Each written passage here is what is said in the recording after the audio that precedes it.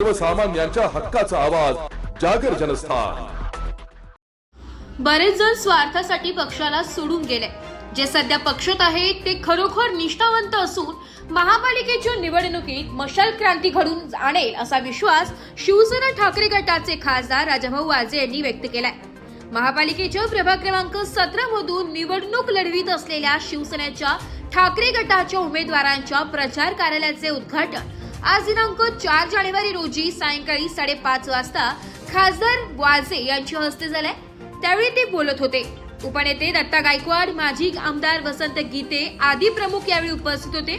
दुर्गा माता मंदिर येथे हे प्रचार कार्यालय थाटण्यात आले। शैलेश ढगे, मंगेश मोरे, मंगला आढाव, प्रमिला मैंद यांना उमेदवारी देण्यात आली असून त्यांना जनतेचा प्रतिसादही मिळतोय। प्रचार कार्यालयाचे उद्घाटन होण्यापूर्वी नारायण बापू नगर चौक येथून प्रचार रॅली काढण्यात आली होती। या रॅलीने लक्ष वेधून घेतलंय। जागर जनस्थानसाठी प्रतिनिधी संदीप नवसे, नाशिक।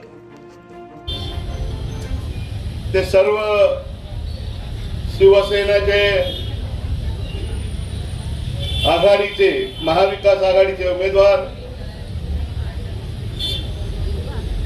तसं बघितलं तर फार काही नवखे उमेदवार नाही।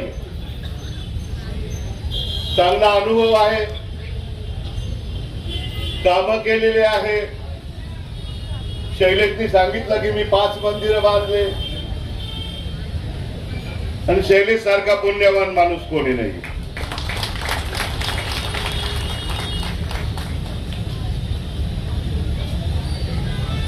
मंगेशनी सांगितलं मला काही राजकीय वारसा नाही आणि गेली 3 महिने आम्ही मंगेशला सांगत होतो की बाबा अरे तुझ्या तिकिटाचं काय। तो म्हणे चले आमदार आमचे मला तिकीट देणारा। आज उद्या चाललं। आमदारांवर जबाबदारी आली यांच्या नाशिकची। मला खात्री पडली की मंगेशला आता तिकीट मिळणार, कारण मंगेशवर माझा अधिकार अगोदर आहे। मंगेशच्या आई ज्यावेळेस नगरसेविका झाली त्यावेळेस मी त्यांच्या बरोबर होतो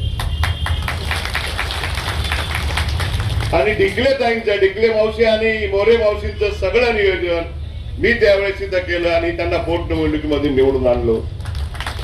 आणि योगायोग मंगेश, शेवटी तुझ्या नशिबामध्ये आम्ही आहे ना आमच्या नशिबात तू आहे।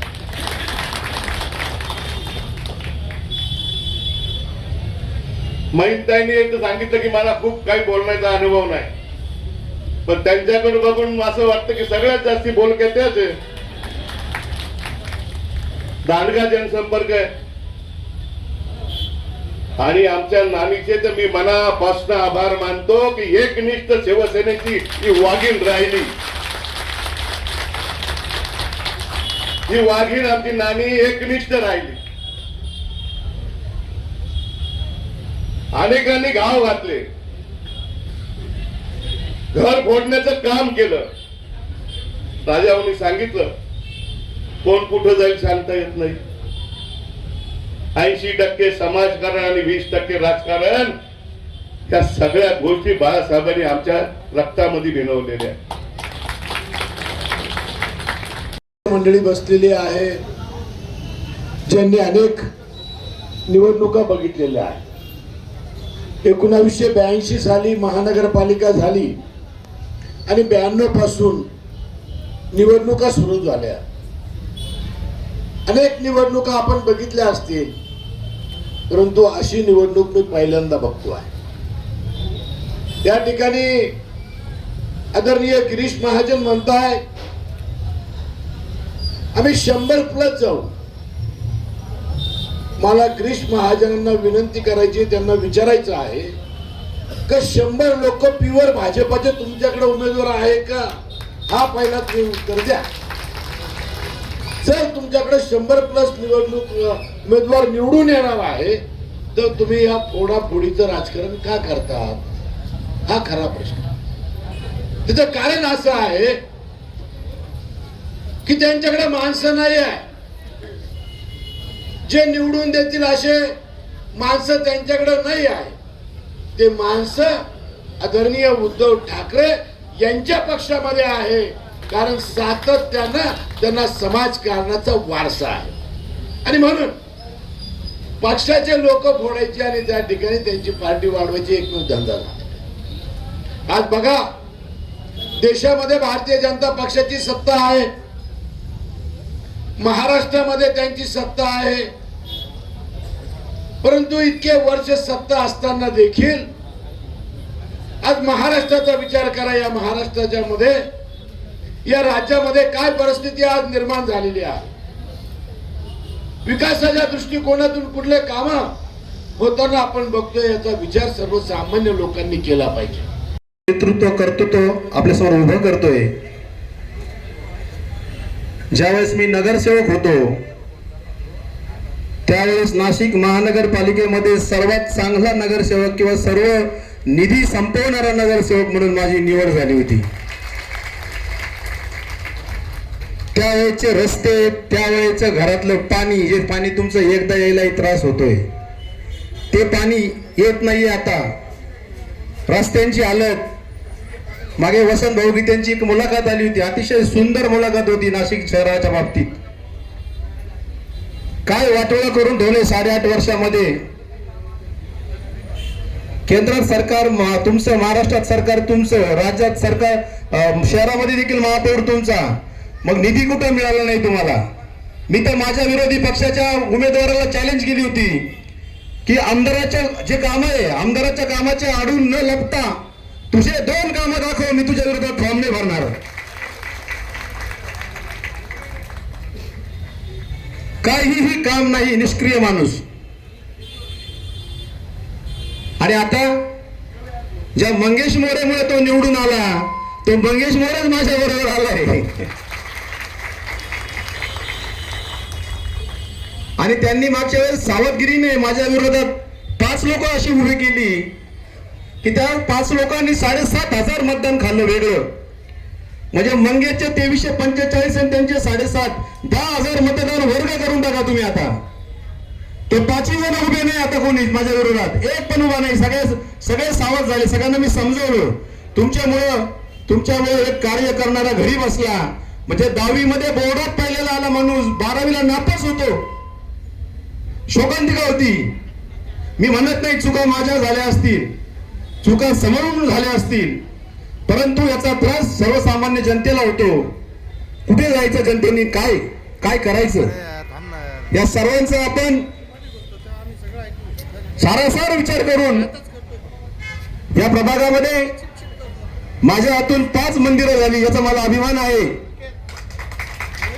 मी 5 मंदिरं बांधली. समोरचं गणपतीचं मंदिर, हे दुर्गा माता मंदिर, खरजूर मळ्यातलं शंकराचं मंदिर, दक्षिणमुखी हनुमान, आपल्या याच्यामधला निसर्ग गोविंद, हे इथलं मळ्यातलं जे नागोबाचं मंदिर आहे, हे देखील मी बांधलंय. ते रस्त्यात होतं, रस्ता मोठा करताना ते मंदिर मी इकडे बांधलंय. आणि 2 बुद्धविहार बांधले मी.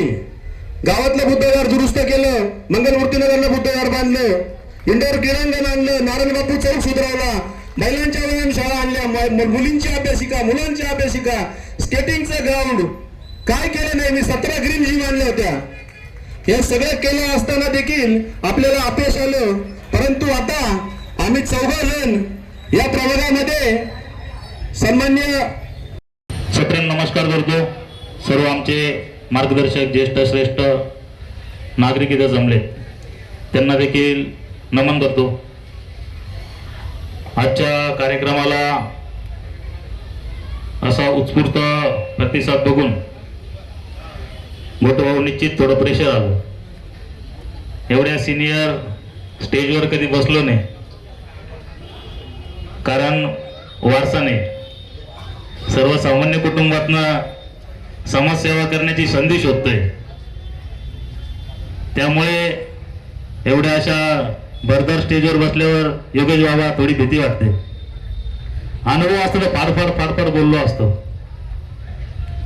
पण तुमच्याकडे खूप काय बोलणार नाही. आपली सेवा करण्याची संधी मागेल. तुमच्या मताच्या रूपाने मी दान मागेल.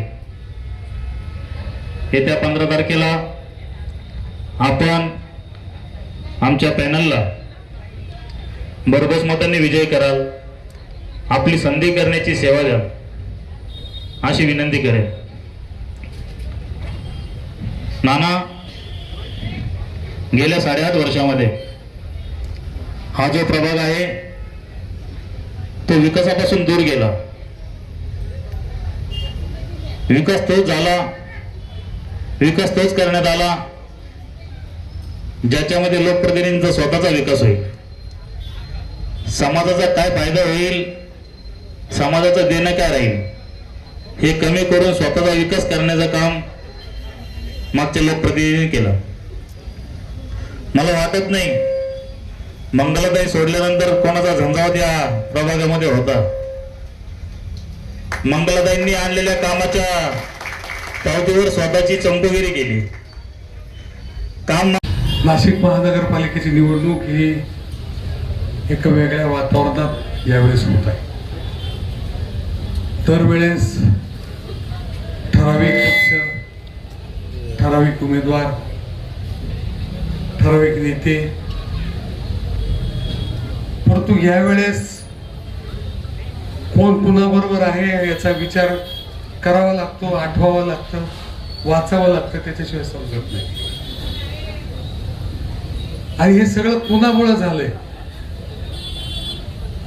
याचा विचार सुजान नाशिककर करतील ही भावना मी या निमित्ताने व्यक्त करतो. मला आज आनंद या बाबतीत आहे की याच मंदिरात मला जेव्हा उमेदवारी मिळाली तेव्हा पहिली बैठक मी या मंदिरात ज्येष्ठ नागरिकांच्या बरोबर शैलेश भाऊंनी मॅनेज केली होती. आणि त्या बैठकीनंतर मला तेव्हा असं वाटत होतं की मी नाशिकमध्ये नवा आहे, मला कोणी ओळखेल का नाही, माझी ओळख कशी होईल. परंतु येथील ज्येष्ठ नागरिकांनी जी सुरुवात केली त्याचं वातावरण असं तयार झालं की मी खासदार म्हणून निवडून येऊ शकलो. त्याची सुरुवात या मंदिरातून झाली आणि आज ही पहिलीच सभा याच मंदिरात होत आहे. मला वाटतं हा शुभ शकुन आहे आणि त्याच्यामुळेच हे 4 उमेदवारच नाही परंतु नाशिक महानगरपालिकेत शिवसेनेचे जास्तीत जास्त नगरसेवक निवडून येतील ही भावना मी या निमित्ताने व्यक्त करतो. लोकसभेची निवडणूक, विधानसभेची निवडणूक आणि महानगरपालिकेची निवडणूक यात जमीन आसमानाचा बदल आहे. महानगरपालिकेच्या निवडणुकीत जे उभे राहतात, उमेदवार म्हणून आपल्या समोर येतात, त्यांचं कार्य खूप मोठं पाहिजे अशी आवश्यकता नाही असं मला वाटतं. गल्लीतील, वार्डातील, प्रभागातील सर्वसामान्य लोकांशी संपर्क असणं, त्यांना वेळोवेळी भेटणं, त्यांच्या छोट्या छोट्या अडीअडचणी दूर करणं हे मला वाटतं हे सर्वसामान्य मतदारांना अभिप्रेत आहे.